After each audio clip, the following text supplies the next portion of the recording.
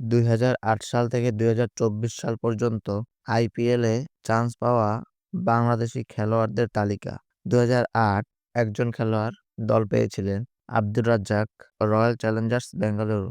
2009 তে 2 জন খেলোয়াড় দল পেয়েছিলেন। নাম্বার 1 মোহাম্মদ আশরাফুল, মুম্বাই ইন্ডিয়ান্স এবং নাম্বার 2 মাশরাফি বিন মুর্তজা, কলকাতা নাইট রাইডার্স। 2010 সালে একজন খেলোয়াড় দল পেয়েছিলেন মাশরাফি বিন মুর্তজা, কলকাতা নাইট রাইডার্স। 2011 সালে একজন খেলোয়াড় দল পেয়েছিলেন সাকিব আল হাসান, কলকাতা নাইট রাইডার্স। 2012 সালে 2 জন খেলোয়াড় দল পেয়েছিলেন Shakib Al Hasan, Kolkata Knight Riders, Tamim Iqbal, Pune Warriors. 2013, 14 ও 15 সালে একজন খেলোয়াড় দল পেয়েছিলেন সাকিব আল হাসান।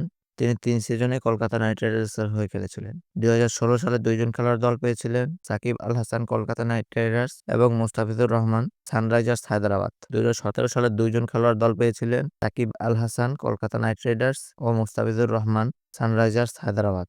2018 সালে 2 জন খেলোয়াড় দল পেয়েছিলেন সাকিব আল হাসান, সানরাইজার্স হায়দ্রাবাদ, মুস্তাফিজুর রহমান, মুম্বাই ইন্ডিয়ান্স। 2019 সালে একজন খেলোয়াড় দল পেয়েছিলেন সাকিব আল হাসান, সানরাইজার্স হায়দ্রাবাদ।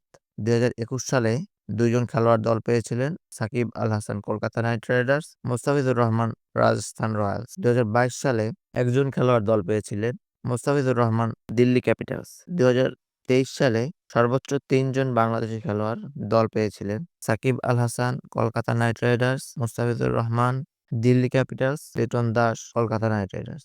এবং 2024 সালে একজন খেলোয়াড় দল পেয়েছিলেন মুস্তাফিজুর রহমান, চেন্নাই সুপার কিংস। এই পর্যন্ত ছিল 2008 থেকে 2024 সাল পর্যন্ত আইপিএলে বাংলাদেশের প্রতিনিধিত্ব করা খেলোয়াড়েরা।